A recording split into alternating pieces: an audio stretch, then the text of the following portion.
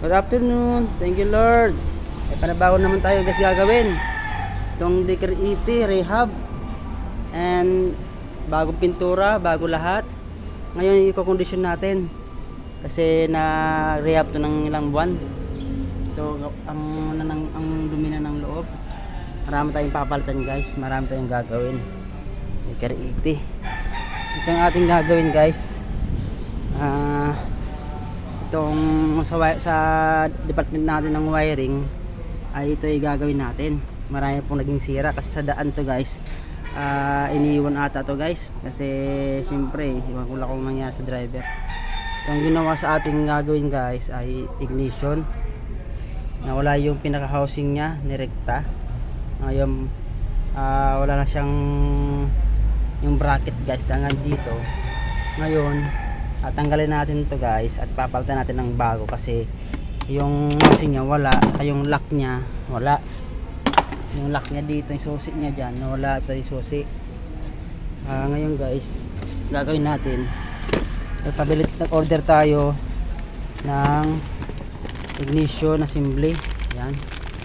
Yan guys ang ilalagay natin kasi wala yung susi guys tsaka yung bracket, yung ganito guys, yung ganyan.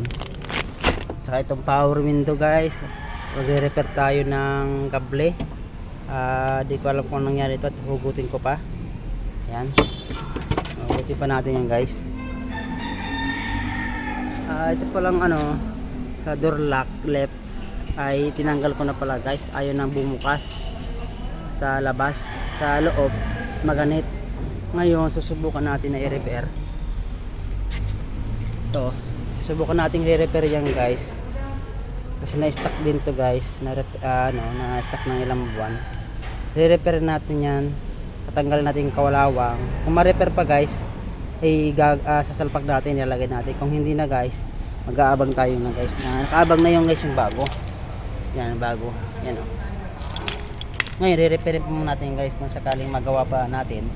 Ito yung siya, nakaabang na siya, stock natin yan bago. Pero itong original na Japan Aisin ay i-repair natin yan. Yan po ang ating gagawin, rehab. Yan po yung ating mga bagong pintura. Saka sa wiring guys, lalagyan natin ng linya na yan. Tatanggalin natin ito guys yung power window.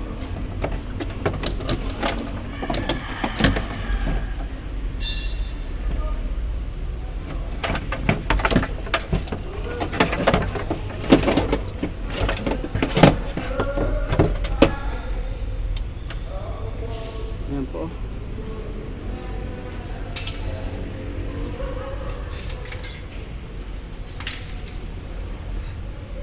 Ayan, napansin nyo guys. Ayan.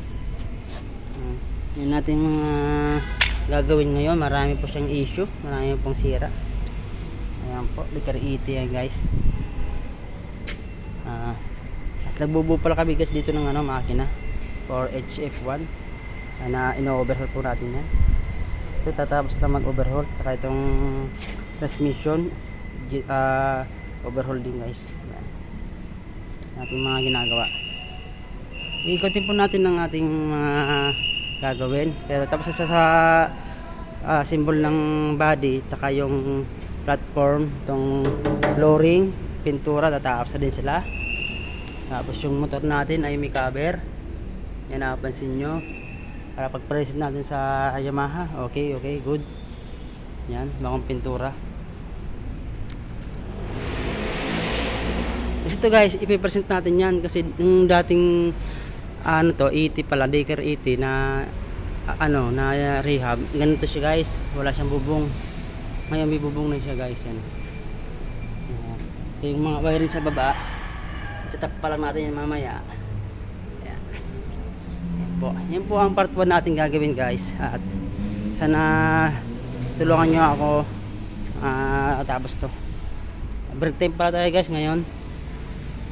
80. Lahat po gagawin natin, pati itong wala pati yung guys, yung linkage nya. Ayan, linkage ang wala. Yan. So convert natin yan. Yan. See you guys. Thank you, thank you. Marami tayong gagawin. Ayan. Ayan guys, nakapansin nyo guys oh. Ang dumi. Ano, na-stuck ng ilang buwan. Thank you guys and God bless.